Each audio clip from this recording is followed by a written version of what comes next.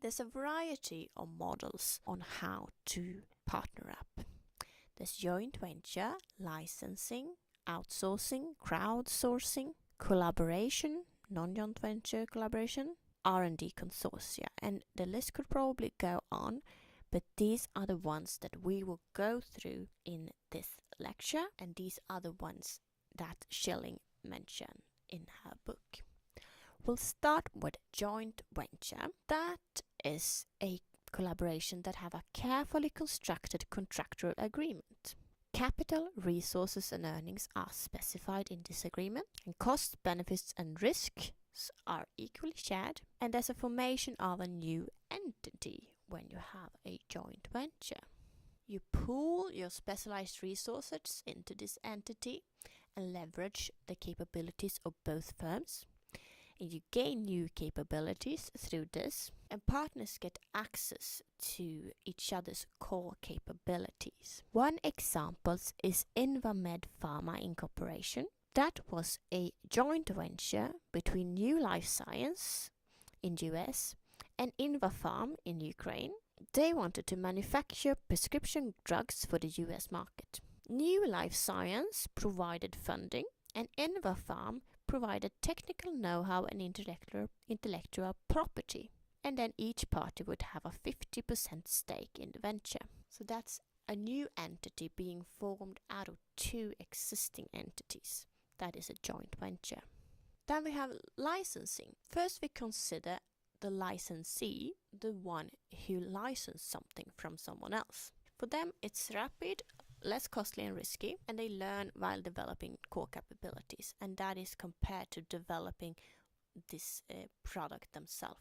Instead they license it from someone else, but they get limited control and power because this technology will also be available to others, to competitors. For the licensor, the firm that let out this technology or product to another firm, they get quick market penetration, they can inhibit competitors, and they get a steady stream of royalties from the people that license their technology, and that could be less risky than other options. They also get a learning opportunity because they can utilize their users in order to learn. However, the control over the technology might erode over time because the people licensing this technology might learn how to work around it and build something themselves. One example of this is Microsoft, who realized that they needed a web browser on the market fast. They did not have time to create one themselves, so therefore they licensed the needed technology from Spyglass Incorporation to produce Internet Explorer. Outsourcing. That is good to meet the scale of market demands if you outsource something.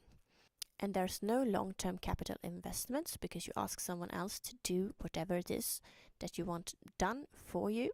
And there's no increased labor force when you choose to outsource part of your activities. You can focus then instead on developing core competencies. Perhaps your core competence would be something within R&D, something within design or marketing. But you also risk losing valuable knowledge that you could otherwise have gotten through learning, and you also get less control. And it's quite usual to outsource manufacturing, for instance, to ask some other firm to do the manufacturing for you. And of course you have less control over your manufacturing if you outsource it than if you keep it in-house. Then we have crowdsourcing, and that is cooperation between developer, producer and customer users. Then you utilize your users and the consumer is in focus. Example for that is IT and online tools. And crowdsourcing combines the effort of numerous self-selected volunteers or part-time workers, where each contributor adds a contribution that may combine with those of others to achieve a greater result. And open source code is one example of this, and Wikipedia is another. Engaging in crowdsourcing can give a rapid response to market demands because you can engage a large number of people quickly.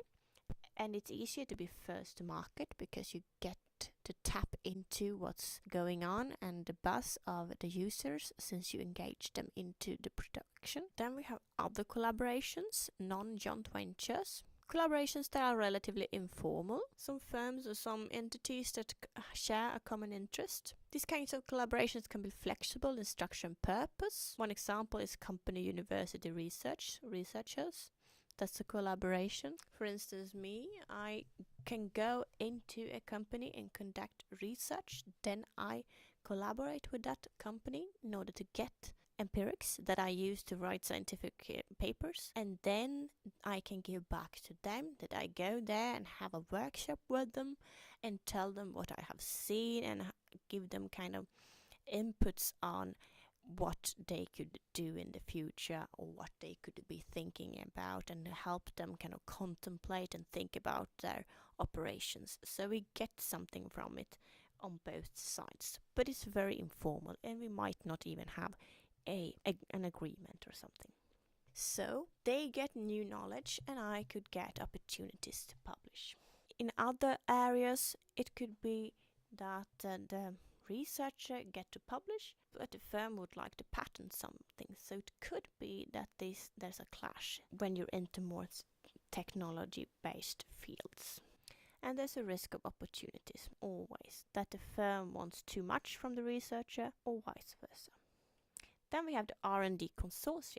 The shareholders in such collaborations are often government, industry and university. And they go together to reduce costs and risks and to pool expertise and capabilities. Perhaps they try to influence an industry standard. And that could be good to go together in doing this because competition for dominant design is very expensive.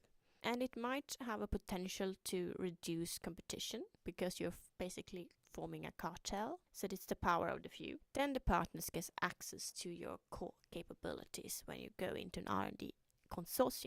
And the people in this could be, as I said, government, industry and university. It could also be trade associations or university-based centers or private research corporations and so on. And one example is X6. That was a Japanese electronic manufacturer who went together. It was Toshiba, Fuji, Hitachi and some others. They set up a collective research company called Aspla to develop designs for more advanced computer chips.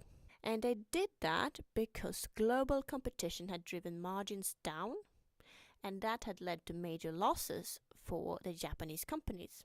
And in addition to this, research had become more expensive. So these firms joined forces and invested $1.3 million and agreed to contribute with $85 million annually. And the Japanese government agreed to contribute with a lot of money as well. And they had this collaboration because the Japanese government wanted the firms within the country to succeed, and the firms of course wanted to succeed as